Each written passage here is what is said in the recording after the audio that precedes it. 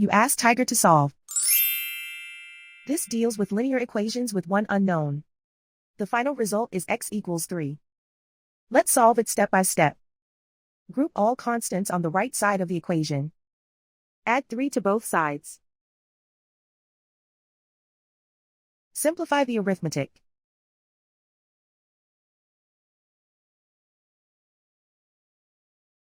Isolate the x. Divide both sides by 8. Simplify the fraction. Find the greatest common factor of the numerator and denominator. Factor out and cancel the greatest common factor. And so the final result is x equals 3.